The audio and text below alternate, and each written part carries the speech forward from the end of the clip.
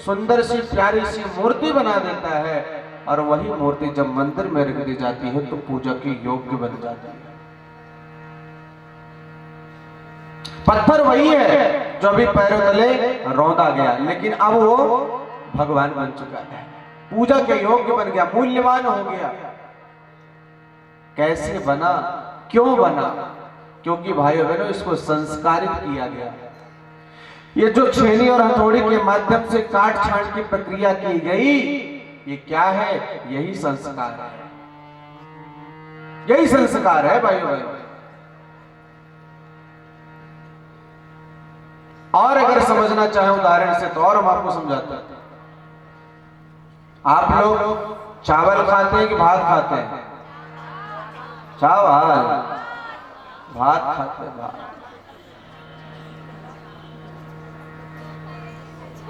भात तुम्हारे खाने योग्य कब बनता है? सुनिए प्रोसीजर सुनिए, जिनको नहीं आता खेती करना हमसे सुन लीजिए, या किसान तो है ही है यहाँ सब बैठे। किसान समय आने पर, मौसम आने पर धान का बीज लेकर के आता है बाजार से, अच्छी वाली बीज जिसमें ज्यादा पैदावार हो, वो वाला बीज, अच्छा बीज लेकर के आता है। शाम को उसको भिगो देता है, सुबह उसमें अंकुरण आ जाते हैं थोड़े थोड़े। उसके बाद एक छोटा सा खेत तैयार करता है, उसमें उसके ले जाकर के छींट देता है। हाँ, एक महीने समथिंग वो पौध बन करके तैयार हो जाता है, इतने बड़े बड़े पौध। फिर उसको वहां से निकाल लेता है, निकालने के बाद छोटा छोटा गट्ठर, उसके बाद जितना बड़ा ये आपका पांडाल बना हुआ, फिर ऐसे बड़ा खेत को तैयार करता है। तैयार करने के बाद फिर उसकी रोपाई की जाती है ना, धान की रोपाई होती है। रोपाई होने के बाद फिर उसकी सुरक्षा का ध्यान रखा जाता है, उसको समय समय पर खाद पानी दिया जाता है। फिर एक समय आता है जब धान की फसल आपके खेत में लहलहाने लगती है। अब आप सोचो कि हम इसको अब खा लें, खा सकते हैं क्या? अभी नहीं खा सकते। आजकल तो कंबाइन मशीन चल गई है, लेकिन पहले के समय में पहले उसकी कटाई होती थी, हसुआ कटाई, कटाई के बाद घर लेकर के आते थे, घर ले आने के बाद उसकी पिटाई, कटाई पिटाई, उसके बाद भी लोगों को चैन नहीं मिला, फिर उसकी कुटाई, कूट कूट करके उसकी भूसी एक तरफ, चावल एक तरफ। फिर माताओं ने क्या किया, उसको हाथ उसमें थाली में रख करके फिर उसकी सफाई, कंकड़ निकाला, पत्थर निकाला, कुछ और काला हो तो उसको निकाला। फिर क्या किया, उसकी धुलाई, और धुलाई भी ऐसे वैसे नहीं, रगड़ रगड़ के, कटाई पिटाई कुटाई धुलाई रगड़ाई सफाई।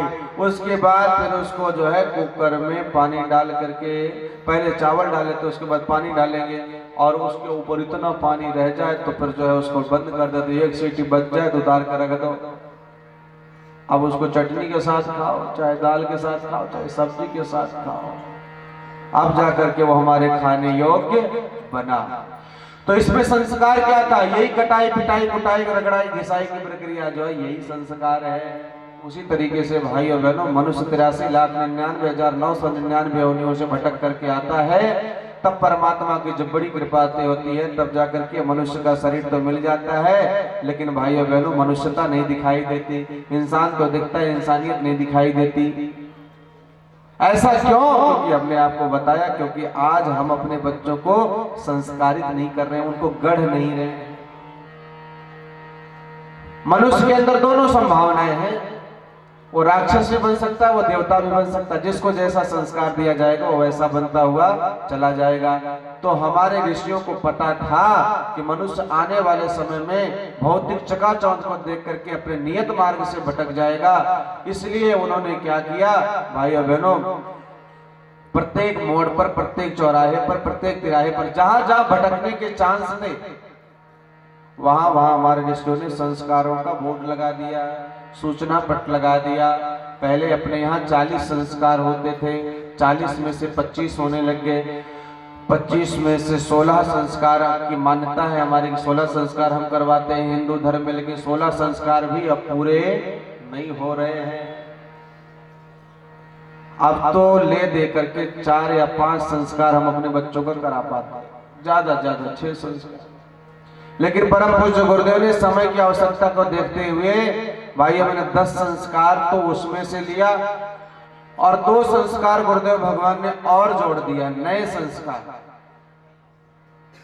समय की आवश्यकता को देखते हुए गुरुदेव ने 2 संस्कार और जोड़ दिए। एक का नाम है जिसको आप लोग बोलते हैं हैप्पी बर्थडे टू, यही मनाते हैं ना आप लोग बर्थडे। और दूसरा संस्कार मैरिज एनिवर्सरी। तो गुरुदेव ने इसको संस्कार का नाम दिया। जिसको आप लोग हैप्पी बर्थडे मनाते हो उसका नाम गुरुदेव ने दिया जन्मदिवस संस्कार, जन्मदिवस संस्कार। और जो आप मैरिज एनिवर्सरी मनवाते हो उसको गुरुदेव ने नाम दिया विवाह दिवसोत्सव संस्कार। और गुरुदेव भगवान ने कहा इसको बर्थडे मत मनाओ, बर्थडे, क्योंकि जिस हिसाब से आप मनाते हो अपने बच्चों का वह दिन व्यर्थ ही कर देते हो। उसको संस्कार के रूप में मनाया जाए। कैसे मनाते हो आप विचार करिए। जिस दिन आपके बच्चे का जन्मदिन होता है उसके एक दिन पूर्व रात्रि में ही 12 बजे बेचारा सो रहा है तो सब लोग चले जाएंगे उसके पास। 12 बजे रात को जैसे देखते 11:59 हुआ तुरंत उसको उठाया, happy birthday to you, photo में लग जाता। वो बोलता क्या हुआ? लाला तुम्हारा बर्थडे, हम तुमको विश देने आए थे, विश करने आए थे, विश। आप देख लो उसको एक दिन पूर्व विश देना शुरू हो गया। और उसके बाद बेचारा जो सुबह उठे सो करके तो सवेरे से शुरू हो जाता है हैप्पी बर्थडे, हैप्पी बर्थडे। चलो कोई बात नहीं कहो। लेकिन भाइयों बहनों फिर हम लोग दिन भर प्लानिंग करते हैं कि हम तो होटल में जाएंगे, मटन बिरयानी खाएंगे,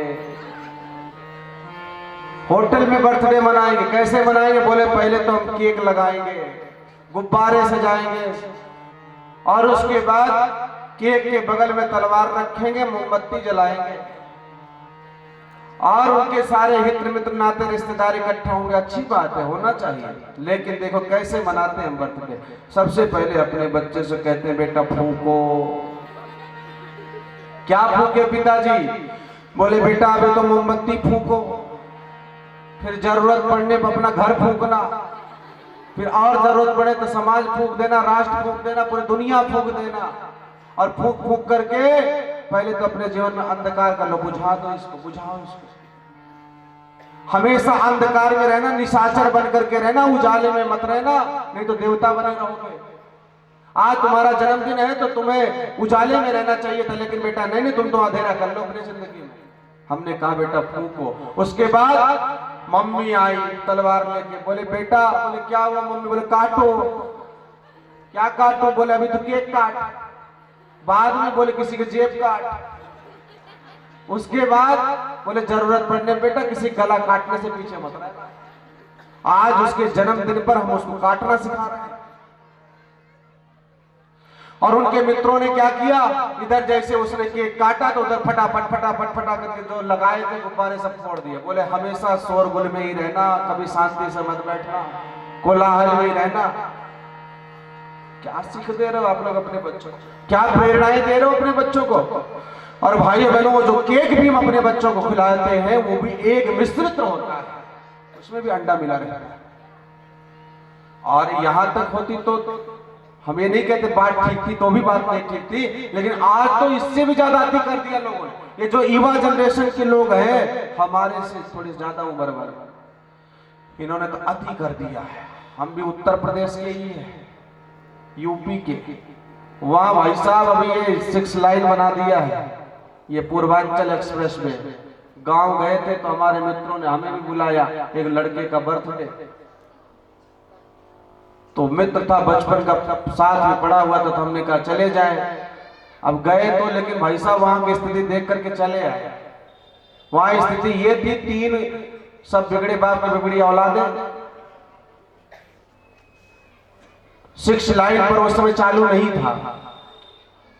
6 लाइन पर उन्होंने क्या किया, सबके पास अपनी अपनी गाड़ी 4 व्हीलर, सब लोग 3 इधर लगा दिए, 4 उधर लगा दिए। उस पर भाई साहब केक रख दिया एक एक करके, और सबके साथ में तलवार रख दिया।